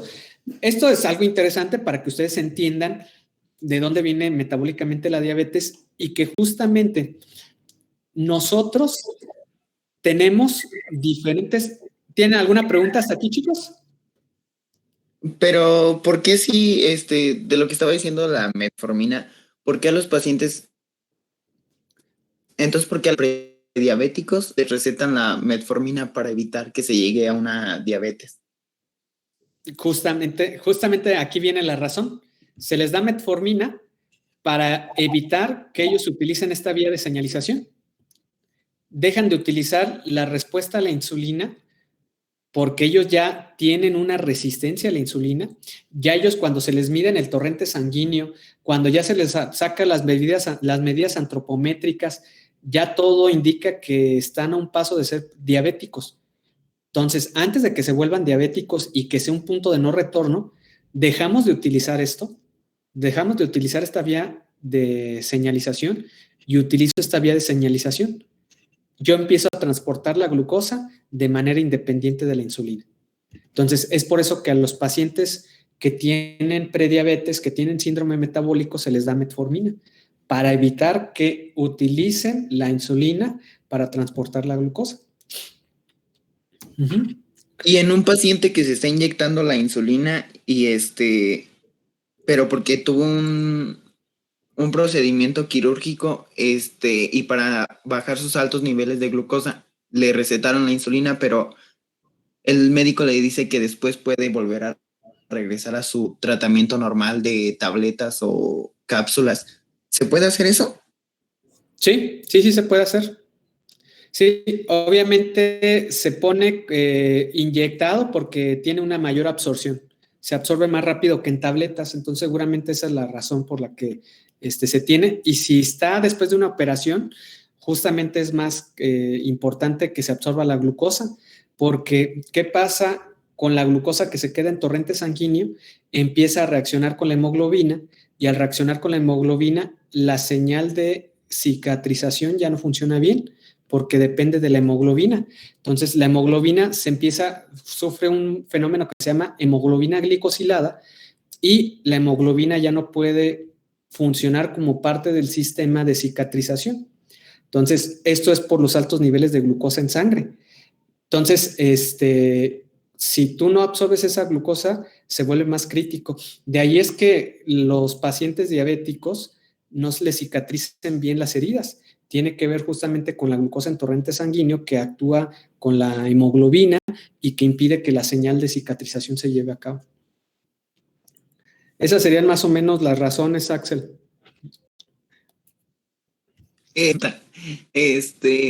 Entonces, ¿por qué a los pacientes que han, bueno, tomando lo que usted dice que la insulina inyectada hace a un paciente diabético aún más diabético, ¿por qué a pacientes que apenas, acaban de diagnosticar con diabetes, algunos doctores recomiendan que comiencen su proceso de su tratamiento de inyectarse insulina para, que tengan una vida como más dentro de lo normal con su diabetes? Pueden ser dos criterios. Depende mucho de sus análisis clínicos, de qué tan alta sea la resistencia a la insulina. Si la resistencia a la insulina ya está en unos niveles pues, muy desbordados, que es el índice OMA, es obvio que pues es necesario que se les administre insulina, pero también te voy a decir algo y yo no quiero entrar en controversias en ese aspecto, pero muchas veces también tiene que ver en algunos casos con el desconocimiento de estas cuestiones bioquímicas. En la praxis se aprende a que un paciente se le tiene que tratar de esa forma, pero no necesariamente se conoce la profundidad de los detalles a nivel bioquímico de las vertientes y pues normalmente no siempre se puede tomar una buena decisión. Entonces, no necesariamente quiere decir que se haga mal, pero quizás muchas de las cosas, y esto yo se los platico a un grupo que tengo de medicina, yo les digo que normalmente este tipo de decisiones tiene que ver con la forma de la actualización que nosotros tenemos de ciertos temas, ¿no? Y yo siempre les pongo el tema bien específico del tratamiento de la gastritis. La gastritis se trata con paliativos cuando el 90% de los casos de gastritis son originados por una infección bacteriana, por Helicobacter pylori, y que el tratamiento inmediato de la gastritis es un antibiótico, pero tiene que ver con cuestiones de actualización, tiene que ver con cuestiones de que, pues, quizás de especialización muchas veces. Entonces, quizás si vas con un endocrinólogo, quizás si vas con una persona que tiene un poquito más de experiencia en estos aspectos, puedas tener una mejor visión de esta parte. Pero, obviamente, es como en todo, ¿no? Hay bioquímicos que dicen que, por ejemplo, un término que está hace mucho desahogado, que no es verdad, que la fermentación solamente se lleva en condiciones de anaerobiosis. Eso no es verdad, pero se quedó tan arraigado que pues es una cuestión bien hecha. Entonces son cuestiones de actualización, son cuestiones de practicidad también. Muchas veces algunas personas han visto que en la práctica eso es lo mejor. O muchas veces también, mucho de lo que yo les digo son cuestiones que pues se están investigando, que se están todavía abordando de alguna forma.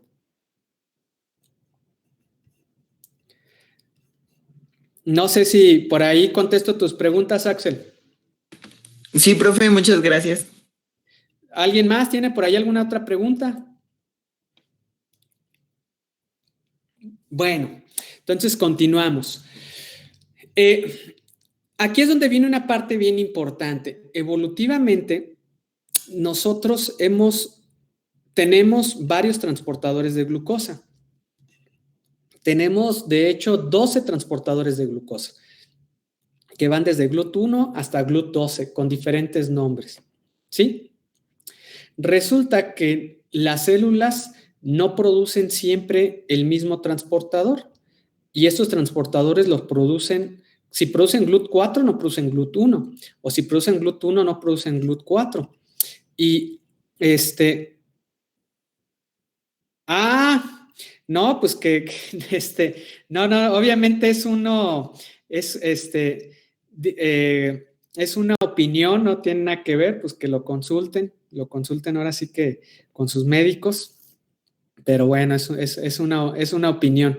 Por ahí si quieren después les paso los artículos donde viene esta parte, pero pues obviamente que metabólicamente eso es mucho más complejo de lo que pudiera ser. Entonces, bueno, en este caso, resulta que evolutivamente nosotros podemos, de hecho hay algo bien importante, la diabetes tipo 2 puede ser por diferentes causas, ¿eh? Puede ser por una deficiencia en la función del receptor, puede ser por una deficiencia en la proteína PI3K, AKT, puede ser por una deficiencia en el transportador GLUT4, pueden ser de varios orígenes. Ahorita, por ejemplo, el ejemplo que yo les decía es por una deficiencia del receptor IRS. Ahora, ¿qué es lo que pasa cuando nosotros tenemos diferentes concentraciones de glucosa en nuestro torrente sanguíneo? La glucosa en nuestro torrente sanguíneo normalmente es 5 milimolar, es decir, que nosotros mantenemos una glucosa en nuestro torrente sanguíneo de 5 milimolar. Por ejemplo, en los pacientes que tienen diabetes, esta glucosa puede llegar hasta quizás 20 milimolar o puede llegar a 25 milimolar, que es 5 veces más. Un paciente que tiene, o bueno, una persona que tiene una deficiencia de glucosa, que es hipoglicémico, puede tener una concentración de glucosa de 2 milimolar o 3 milimolar. Pues resulta que el organismo ha evolucionado sistemas para cuando se tienen esos tipos de circunstancias. Cuando tú hay una glucosa que se llama glucosa postprandial, que la glucosa postprandial tiene que ver con la glucosa en torrente sanguíneo que tú tienes después de comer un alimento. Cuando tú consumes un alimento, la glucosa aumenta de manera inmediata en tu torrente sanguíneo y por lo tanto tus células necesitan transportadores de glucosa que tengan una KM alta, es decir, se llaman de baja afinidad, transportadores de baja afinidad. ¿Por qué? Porque tú vas a tener concentraciones en torrente sanguíneo, por decir un número, de 15 milimolar. Entonces, tú puedes fácilmente utilizar transportadores de glucosa que tengan una constante de Michaelis, una KM de 15 milimolar, porque pueden transportar la glucosa a esa concentración sin ningún problema. Pero si tú tienes un transportador de baja afinidad que trabaja a 15 milimolar y tienes una baja concentración de glucosa en el torrente sanguíneo, por ejemplo, 5 milimolar, ese transportador va a ser incapaz de transportar la glucosa. ¿Por qué? Porque no está en la concentración umbral, no está en la concentración en la cual el transportador puede funcionar. El transportador funciona a partir de 15 milimolar y la glucosa en torrente sanguíneo es de 5 milimolar. Entonces, no puede funcionar porque no tiene afinidad a esa concentración. Para que se pueda transportar a 5 milimolar la glucosa en el torrente sanguíneo, es ahí donde se utiliza otro tipo de transportador que es de afinidad media. Se cambia otro transportador y se utiliza un transportador de afinidad media que ya trabaja con una constante de Michaelis de 5 milimolar. Pero ese transportador ya no funciona si tú tienes una hipoglicemia, si tienes concentraciones de glucosa menores a 5 milimolar. Cuando tú tienes concentraciones de glucosa menores a 5 milimolar, entonces vas a tener que ocupar un transportador de alta afinidad. Estos transportadores de alta afinidad que funcionan de 0.1 a 3 milimolar. Estos transportadores de alta afinidad pueden transportar la glucosa en muy bajas concentraciones de glucosa. Entonces, ¿esto por qué es importante?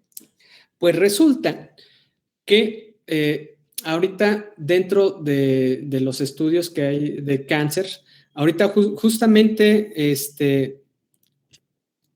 les quiero mostrar algo que he estado escribiendo. ahorita nosotros con un doctor de la UAC estamos armando, voy a compartir mi pantalla, ustedes me dicen si la ven. Nosotros nos hemos especializado justamente en estas vías de señalización. Estamos especializados, bueno, vaya, nuestra cuestión a nivel bioquímico nos ha hecho conocer un poquito más de estas vías de señalización de la que les hablo. Ahorita nosotros estamos escribiendo este artículo con el doctor Nava, en el cual nosotros estamos proponiendo que los cambios de los transportadores de glucosa hacen que ocurra un efecto metabólico que nosotros conocemos como el efecto Warburg, que ya les había platicado un poquito de eso, y nosotros queremos utilizar las huellas metabólicas que deja en el ser humano el efecto Warburg para diagnosticar como pronóstico y diagnóstico de diferentes tipos de cáncer. Y justamente esto tiene que ver porque los cambios en los transportadores también cambian la velocidad con la que se transporta la glucosa. Es decir, que es justamente lo que yo les decía anteriormente, que cuando nosotros tenemos un transportador de alta afinidad, es decir, que tiene una KM baja, resulta que el ser humano, ese transportador que es GLUT1, transporta la glucosa muy rápido. Y resulta que específicamente las células cancerígenas producen ese transportador, cuando ese transportador, que es GLUT1, solamente se debería de producir bajo condiciones muy específicas de necesidad de glucosa, es decir, cuando tenemos una hipoglucemia. La razón por la cual estas células cancerígenas deciden transportar la glucosa con un transportador de alta afinidad cuando no hay la necesidad de hacerlo, no se sabe con certeza. Existen varias hipótesis. Una de las hipótesis que nosotros creemos que es verdad, o bueno, con la que nosotros estamos, más entusiasmados, que es esta hipótesis, déjenme, las enseño en el artículo. Denme un minuto y ya con esto terminamos. No sé si hasta aquí hay alguna duda en lo que abro el artículo. Ay, pues acá está.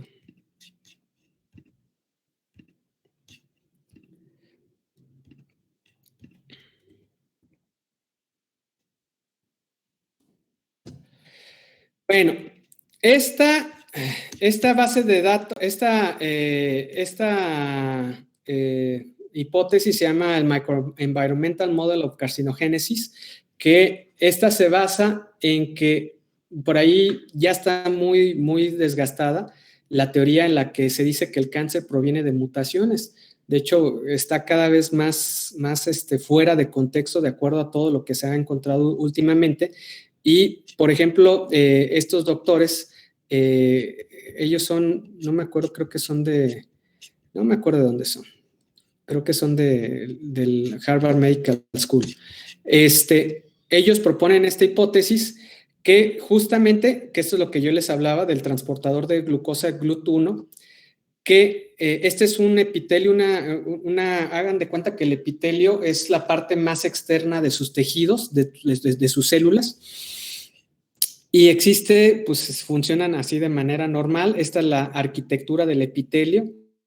El epitelio se comunica con factores de crecimiento, también con esto sería el torrente sanguíneo y esta sería la parte más externa de cualquier tejido.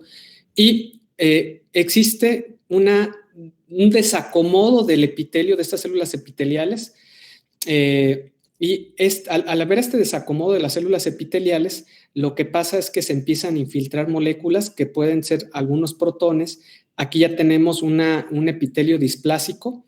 Este epitelio displásico hace que ya no exista una comunicación tan pegada entre una de las células epiteliales y los transportadores de glucosa empiezan a funcionar de forma rara. Empiezan a producirse en grandes cantidades y al producirse en grandes cantidades empiezan a producir una gran cantidad o empiezan a trasladar una gran cantidad de glucosa hacia adentro de las células. Cuando empiezan a trasladar una gran cantidad de glucosa hacia adentro de las células, resulta que las células, con esa gran cantidad de glucosa, empiezan a crecer descontroladamente, porque tienen una gran cantidad de glucosa. Al crecer descontroladamente, que obviamente esto es más complejo de lo que les estoy mencionando, pero es una idea de cómo funciona el GLUT1, empieza a ocurrir algo que se llama como la microinvasión. La microinvasión es cuando el epitelio ya pierde totalmente su forma y células epiteliales o las células displásicas empiezan a infiltrarse al torrente sanguíneo y ya se empiezan a tener algunos problemas con los fibroblastos, ya se empiezan a unir y empiezan a tener angiogénesis, es decir, empiezan a producir sus propios vasos sanguíneos y ya empezamos a tener un tejido tumoral tal cual. Y esto tiene que ver con un cambio en el transporte de glucosa. Es decir, que simplemente con yo cambiar un transportador de glucosa en mis células de un transportador de glucosa de afinidad media que tiene una KM de 5 milimolar, al cambiarlo por un transportador de glucosa de alta afinidad que es del orden de 0.1 a 3 milimolar, puedo cambiar sustancialmente metabólicamente toda la célula, ¿sí? Porque cambia toda la señalización, puede haber varias cosas, puede haber todo un sinfín de cambios metabólicos. Y eso tiene que ver con el efecto que tenemos de la constante de Michaelis. Nosotros esto también lo hemos utilizado, estos transportadores de glucosa o estos cambios en los transportadores de glucosa, nosotros también los hemos estado, los hemos estado utilizando para unas aplicaciones biotecnológicas. Nosotros también queremos o estamos utilizando estos cambios en los transportes de glucosa para poder cambiar el metabolismo de levaduras y que las levaduras puedan producir más etanol, porque resulta que nosotros nos hemos encontrado, ese es un artículo que ahorita estuvimos haciendo con un exalumno ahí del TEC, donde nosotros nos encontramos que cambiando los transportadores de glucosa podemos fomentar la fermentación y simplemente por estos cambios en la constante de Michaelis. Entonces, les voy a enseñar la gráfica, ya nada más para terminar de ese artículo, de lo que encontramos con Jairo. Jairo, un excelente alumno ahí del TEC, muy brillante, ya salió hace ratito, y con su tesis de licenciatura estuvimos escribiendo este artículo. Y sacamos una figura, es esta figurita, donde utilizamos unas cepas mutantes, utilizamos ahí unas cuestiones para poder demostrar esto y que esto totalmente tiene que ver con el cáncer. Y sacamos esta figurita donde nosotros asociamos la velocidad máxima de las enzimas, la velocidad máxima, que ese es este componente. Aquí utilizamos varias mutantes en varias proteínas y vimos que existe un efecto lineal de la velocidad máxima con la velocidad específica de crecimiento de los transportadores de glucosa y que existe un efecto lineal entre la velocidad máxima con la respiración de las células. Y esto tiene que ver con el cáncer. ¿Por qué? Porque las células cancerígenas también dejan de respirar. Cuando cambian la velocidad, dejan de respirar y empiezan a fermentar. Y también, ¿qué pasa? Cuando cambia la velocidad máxima, empiezan a crecer muy rápido, que tiene que ver con la velocidad específica de crecimiento. Y esto, pues nosotros lo hemos estado tratando de hacer práctico en cuestiones biotecnológicas y ahorita en las cuestiones del cáncer, y le hemos encontrado algunas cuestiones bastante interesantes. Y esto tiene que ver con los parámetros cinéticos justamente que ahorita estábamos viendo. Pues bueno, chicos, ahora sí nos extendimos. Era parte de lo que quería que viéramos el día de hoy. Con esto terminaríamos esta unidad, que es la unidad 2 de proteínas, pues, entendiendo todo este contexto, entendiendo toda esta parte, y el día viernes, si todo sale bien, empezaríamos en la parte de la unidad 3, que sería glucólisis. Entonces, sí, Sitzel, sería esa parte de lo que veríamos de proteínas. Ya no me quiero extender más porque son 6 unidades y también todo lo que vamos a ver más adelante es importante y vamos a seguir reforzando toda esta parte de proteínas. Por ahí les voy a subir unos videos de reforzamiento también para que los vean y para que estén al pendiente. Pero no sé si tengan alguna duda, chicos.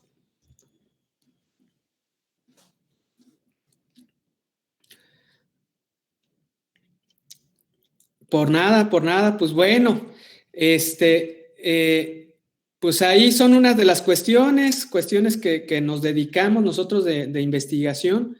Nosotros trabajamos muy de la mano, estamos muy interesados en trabajar con las cuestiones de cáncer, con las cuestiones de biotecnología, con los transportadores. Nos hemos metido a conocer algunas cuestiones por ahí, pues nos ha llevado esta cuestión de bioquímica, nos ha llevado a meternos en esta parte, pero bueno, ya si más adelante se da el tiempo y hay la opción, les cuento un poquito más de lo que yo hago en la cuestión de investigación. Si no hay más, si no hay duda, chicos, pues desearles que pasen una excelente tarde, que se cuiden mucho, qué bueno que ya tienen beca. Ay, para que ahorita ya en la noche se vayan a echar unos taquitos o bueno, ya vayan a pagar a Coppel, a Electra, lo que deben, o pues inviten allá a su familia a un pozole, aunque sea, ¿verdad? Un pozolito, unas garnachas. Pues bueno, chicos, pasen una excelente tarde, cuídense mucho y estamos aquí al pendiente. ¿Tiene a sus favoritos? Ya veo que sí. Cuídense mucho. Nos vemos el viernes. Gracias, profe. Hasta luego. Hasta luego. Nos vemos. Profe, hasta luego. Bye. Hasta luego. Tiene sus preferencias, ya veo.